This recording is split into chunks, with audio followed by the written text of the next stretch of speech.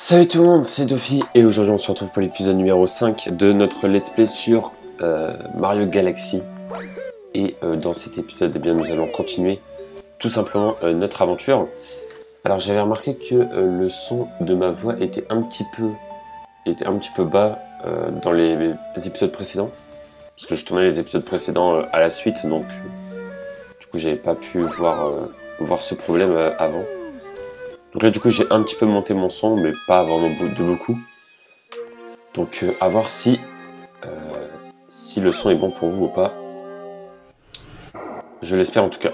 Alors, donc dans l'épisode précédent on avait fait toutes les étoiles de toutes les planètes. Pareil pour le Luma. Et du coup, eh bien, nous allons faire la galaxie de Bowser. Voilà, de toute façon il ne reste que celle-là. Hein. Du coup je vous propose qu'on y aille. Donc c'est usine de robots, ok. C'est parti.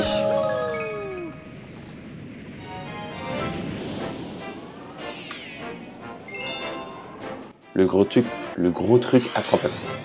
Ok, bah let's go. Bon, de mémoire c'est pas très compliqué,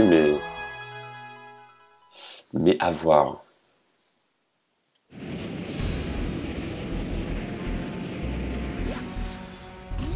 Alors, donc déjà, on a l'étoile ici à débloquer.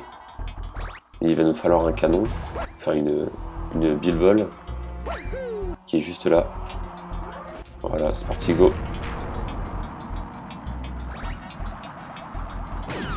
Ah mince. Du coup, ça l'a touché.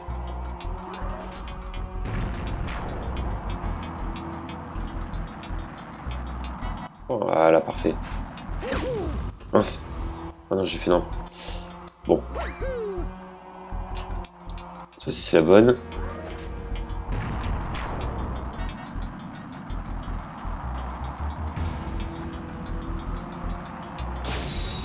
Voilà.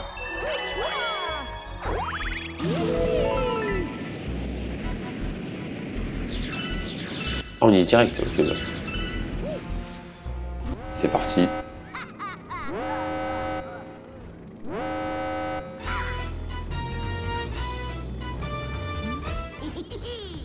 Alors te voilà, inutile de déranger papa pour se débarrasser de toi.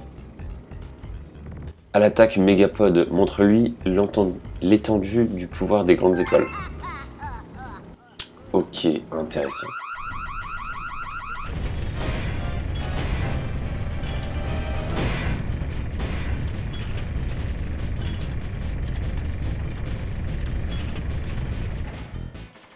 Ok, bah on est parti.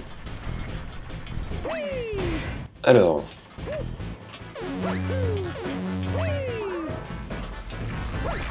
Wow.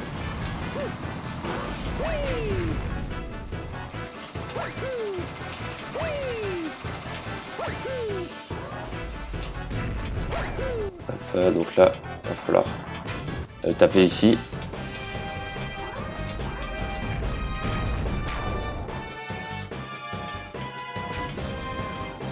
Non mais sérieux.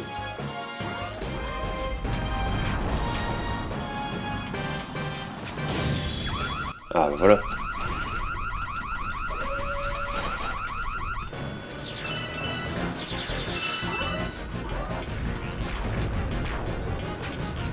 Non mais...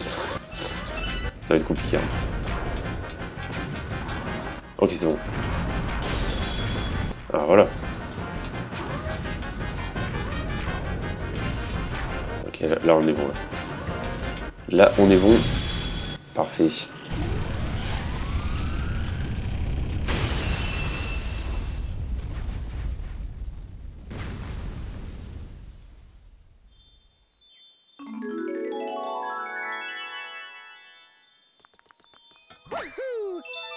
Et voilà, du coup, on récupère notre première grande étoile. Et grâce à ça, on va pouvoir débloquer une nouvelle salle dans l'observatoire. Donc la salle de bain, en l'occurrence. Comme vous pouvez le voir juste à gauche. Parce que de toute façon, à droite, c'est encore éteint, donc on va pas y aller tout de suite, quoi.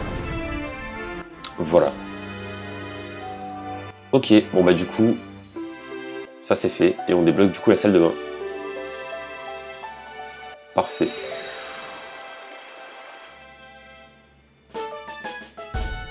Et du coup on a 11 étoiles.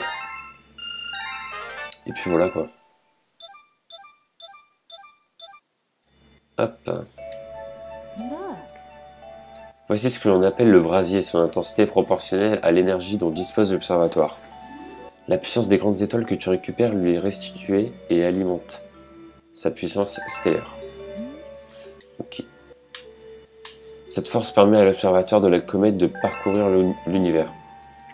Si nous recevons toute notre puissance, nous pourrons même nous rendre au cœur de l'univers. Un nouveau dôme s'est mis en marche. Salle de bain. Nous appelons le dôme qui vient de s'ouvrir la salle de bain. Comme tu as pu le voir, la carte n'indique pas seulement la position des dômes, mais aussi celle des galaxies découvertes ainsi que toutes sortes d'informations utiles. N'hésite pas à me demander si tu ne parviens pas à trouver un dôme. Bon, je pense que on va réussir quand même à trouver un dôme. L'observatoire est grand, mais pas à ce point, quoi. Voilà, voilà. J'ai combien de vies, en fait? J'en ai 4. On va peut-être prendre une petite vie. Ah bah. Et bah voilà. Bah c'est bon, c'est fait, en fait. Par contre, lui, il me stresse parce que dans mes souvenirs, il était pas du tout ici. Hein. Pour moi, le facteur, il était sur la zone là-bas, là. Là-bas, là. Là où je montre avec mon truc. Pour moi, il était vraiment là-bas. Peut-être c'est moi qui hallucine, mais... Du coup, ça me stresse. Voilà. Bon, bah du coup, on est parti pour découvrir un petit peu cette salle de bain.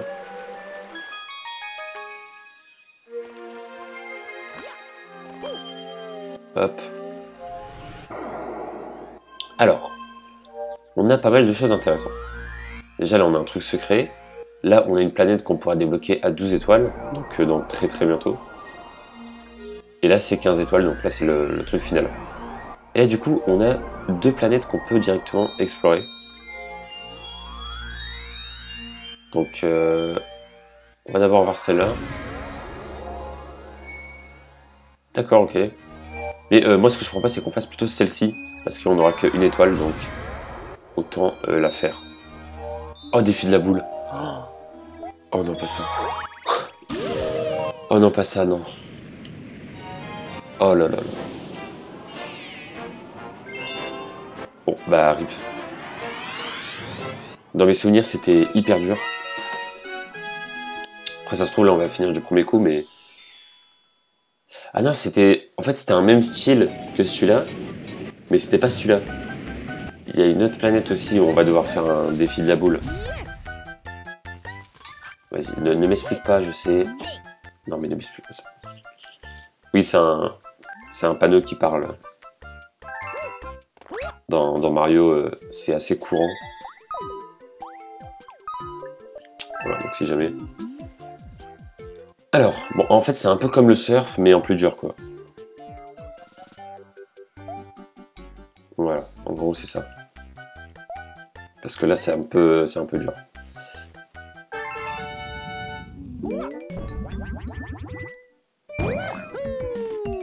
Ok. J'ai l'impression que c'est plus maniable sur Switch. Du coup, ça devrait peut-être aller, en fait.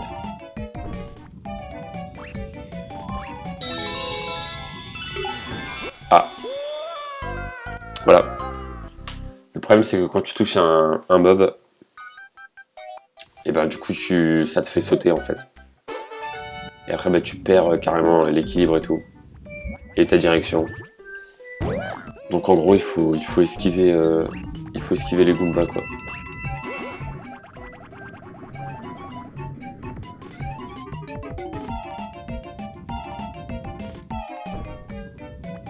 On va passer par là, hein. On va pas tenter des trucs dingues hein, non plus.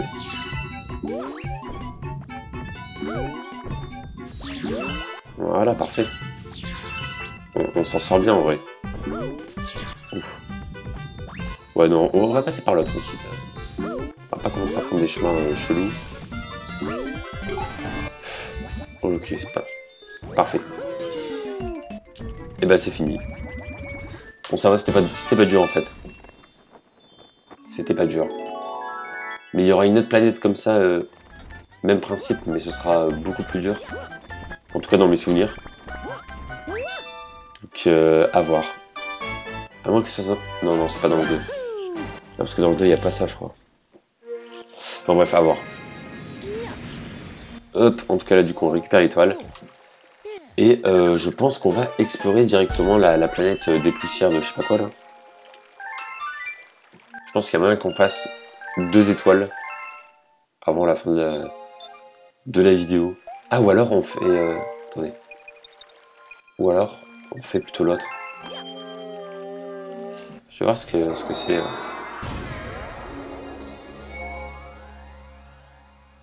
Ah ouais, cette planète.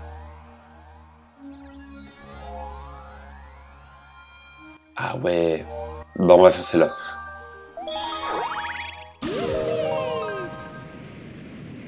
On va plutôt faire celle-là.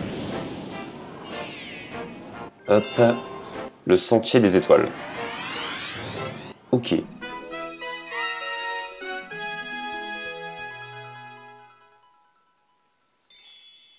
Ok, ok. Bon, je me rappelle très bien de ce niveau. Donc ça devrait aller.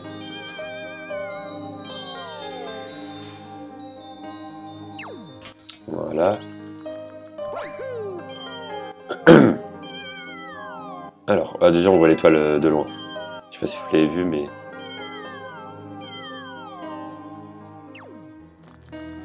Ok, alors là on doit récupérer les petits fragments.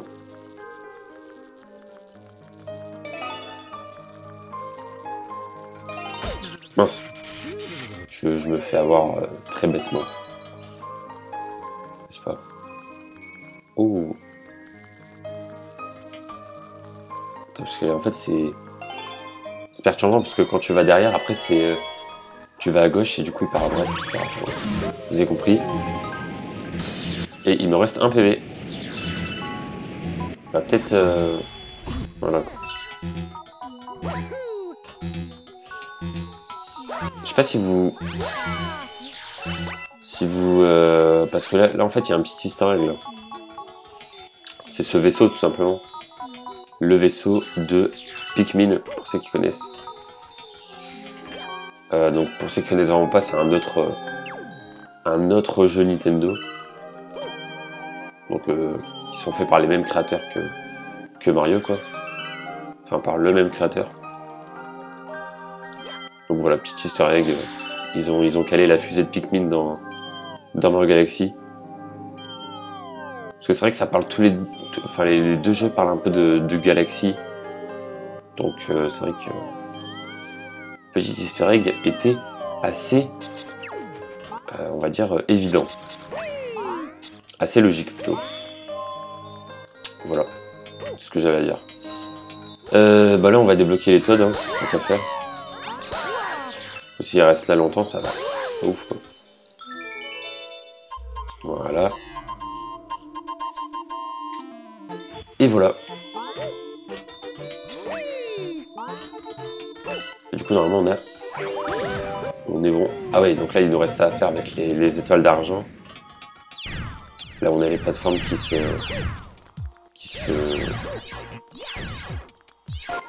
font devant nous quoi. Le concept est plutôt pas mal. De toute façon les niveaux de Mario Galaxy, enfin voilà quoi, ils sont très bien réussis. Évidemment. Alors.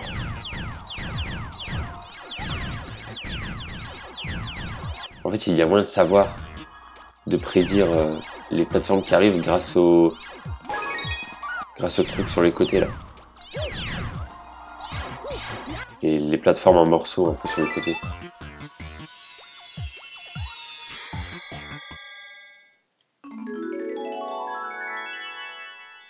Ok. Bon, on va aller la chercher, c'est parti.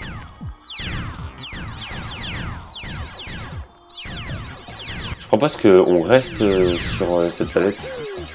Comme ça, on fera la planète rocheuse la prochaine fois. Voilà. Comme ça, on explore de planète en planète, on va dire. Ok, du coup, on est bon à ce niveau-là, 13 étoiles. Ouais, 13 étoiles. 9 pièces, bon, les pièces, on n'en récupère pas énormément. Ah oui, déjà. Il semble que les comètes farceuses, ce fléau de l'espace, aient fait leur apparition dans les parages. Ok, bah changement de plan, on va faire la comète farceuse. Ok, bon, je vais passer, je vais expliquer en gros. En fait, pour expliquer... Voilà, merci. En gros, on a... Comment on fait pour voir la carte? Voilà. En fait, vous avez deux types de planètes, on va dire. Donc les planètes comme ça, où il n'y a vraiment qu'une étoile. Voilà, comme ça aussi. Et du coup, vous avez une couronne, en fait, directement. Donc là, ça veut dire qu'il n'y aura pas de comète. Mais les planètes comme ça, où il y a juste une étoile blanche, où c'est des planètes vraiment avec un monde, etc. Vous voyez, où il y a plusieurs étoiles, plusieurs choses à faire. Et ben en fait, il y aura des comètes qui vont apparaître de temps en temps. Donc là, par exemple, on aura une comète ici. Donc là, on en a déjà une ici. Et en fait, on aura ça du coup sur toutes les planètes avec des mondes. Voilà. Et en fait, ça va nous permettre de faire le jeu à 100%, donc on va bien évidemment le faire. Puis après, là, on a la liste des étoiles. Et puis, une fois qu'on aura toutes les planètes avec une couronne, ça voudra dire qu'on aura fait le jeu à 100%. Tout simplement. Et en fait, les comètes changent de mode en fonction des couleurs. Donc par exemple, je crois que le rouge, il me semble que c'est une vie. Je crois qu'on n'aura qu'une vie. Après, les violettes, c'est on va devoir récupérer des pièces violettes. Les blanches, c'est les chronos, etc. Voilà, je crois que c'est ça. De toute façon, lui, il va nous le dire. J'en fais mon affaire, alors que fait-on aujourd'hui? Explique-moi. Ah, on peut les déplacer, mais ça sert à rien. Enfin, on le fera pas pendant le let's play. Parce que déplacer les comètes, en fait, ça va juste faire les quêtes dans un ordre différent. Parce qu'on aura beau déplacer une comète dans une autre planète, dans tous les cas, plus tard, on va devoir la refaire. Enfin bref. Ces comètes farceuses sont agaçantes, elles changent l'apparence des galaxies. La comète rouge limite le temps. Ah ok, donc ça c'est le temps en gros. La comète blanche, ça nous laisse à 1 PV. La comète d'ombre. Ok, on a un double qui nous défie. Et la comète rapide, mes ennemis se déplacent vite. D'accord. Du coup on est parti. Bon bah ça va, si c'est un contre-la-montre... je trouve que les contre-la-montre c'est le plus simple de tous parce que je trouve qu'il nous laisse largement le temps en fait. Et dans tous les cas, quand je fais des niveaux en général, je me dépêche. Donc, on peut dire que j'ai un peu une âme de speedrunner. Non, c'est faux. Voilà. Voilà, par exemple là. Après, si on connaît bien le jeu, on peut déjà adopter des raccourcis.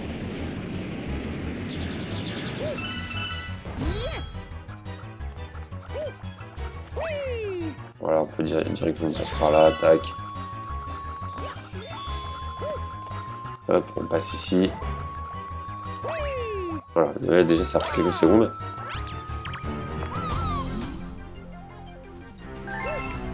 Allez, vas-y, dépêche-toi toi aussi.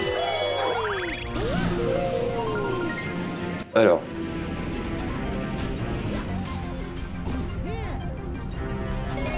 Il y en a une ici, voilà.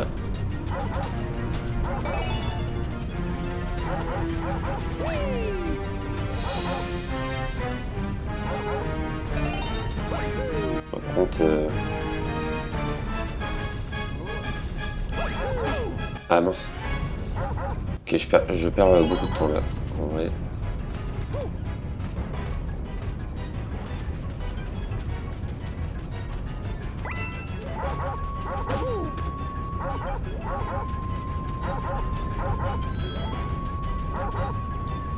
Ah, il était là. Ok.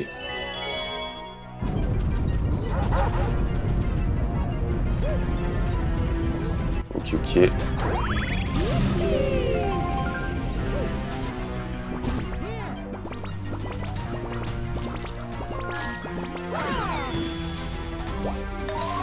Allez, on va se dépêcher parce qu'en vrai, là, on est un peu à la ramasse.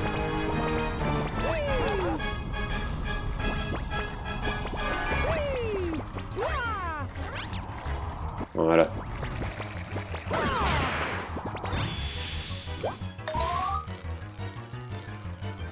Ok, ok.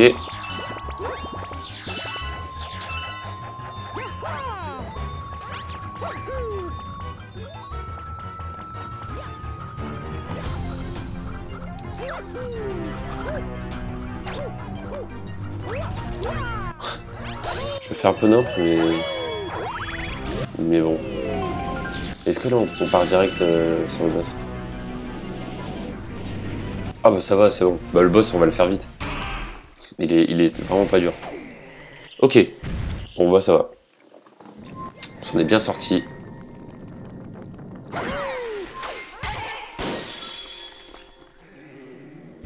Mais ouais, du coup, comme je disais, les comètes avec un contre-la-montre, je trouve qu'elles sont assez simples parce que ils mettent quand même un temps raisonnable, quoi. Ils te laissent quand même le temps, donc c'est ok.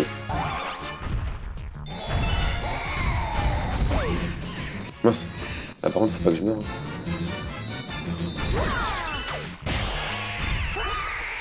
Bon, voilà.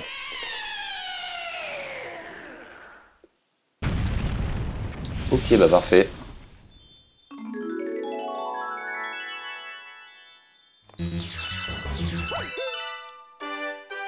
C'est parfait.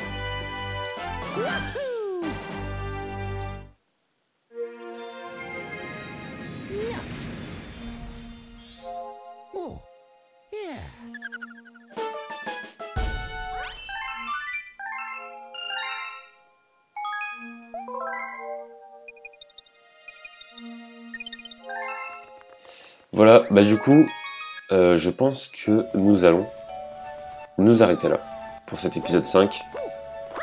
J'espère en tout cas que cet épisode vous aura plu et on se retrouve très bientôt pour de prochaines vidéos sur la chaîne. Ciao tout le monde!